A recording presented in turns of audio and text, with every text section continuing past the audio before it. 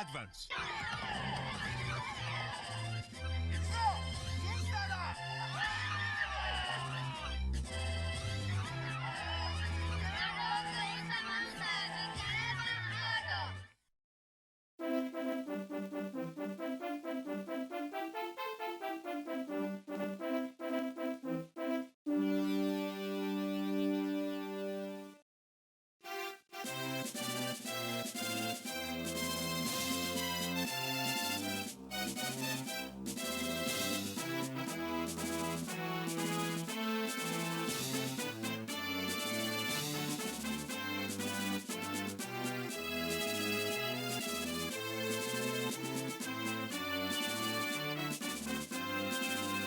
There was one game in the Dragon Quest Monsters series that was substantially different than all the others.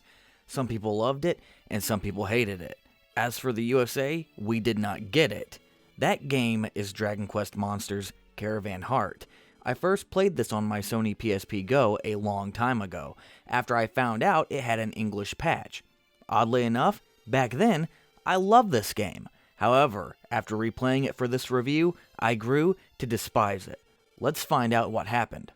The manual for Caravan Heart shows off some of the characters and monsters on the cover, as well as the logo.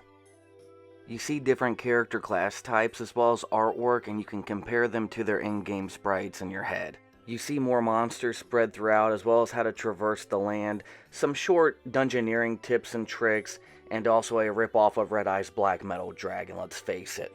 It also shows you how the caravan system works, with your leader monster and your leader member. Woodus also has a list of cheat codes for the game.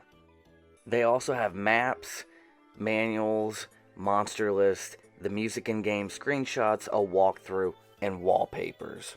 The maps are extremely detailed and high-quality rips from the game.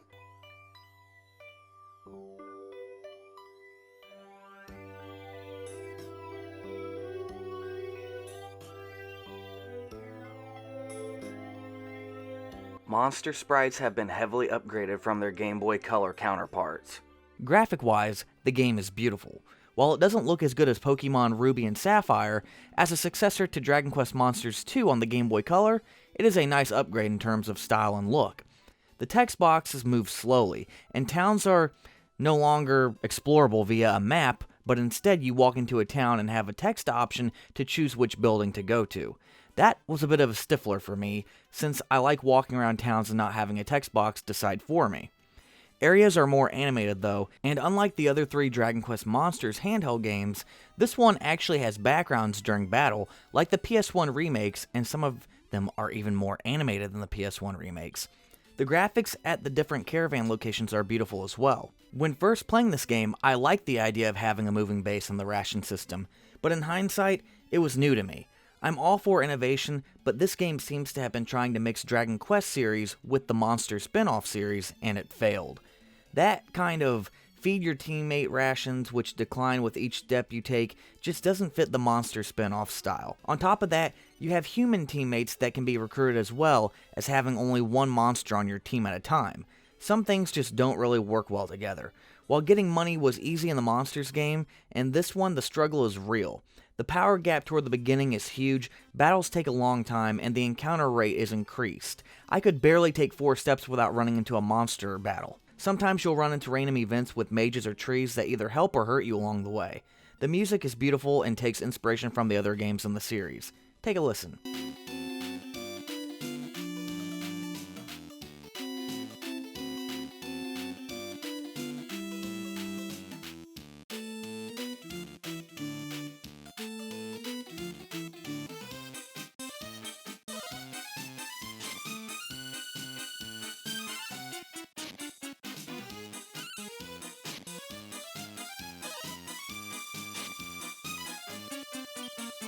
Core Loop. I've talked about most of this up above, but I want to touch on the breeding system being overhauled. In this game, you get your monster caravan guardian, if you will call it that. By fighting other monsters, you can get their hearts. After meeting some requirements, you can then morph your guardian monster and the heart or hearts of the other monsters you've defeated and make a new monster. God awful is what I will say. I totally prefer the breeding system in past games. If you truly want to see why I'm not a huge fan of this game, play it yourself. I'll give Caravan Heart a 2 out of 5. 10 billion questions asked. Now it's time for more differences between Dragon Warrior monsters and Pokemon. Everyone knows how you catch and breed monsters in Pokemon and the previous Dragon Warrior Monsters games. Well, in Caravan Heart, sometimes you get monster hearts after beating them in battle. After meeting enough requirements in Caravan Heart, you can morph your guardian monster with the heart or hearts of the ones you've beaten in battle and morph them into a new monster, a far cry away from the breeding system in past games. Thanks for watching.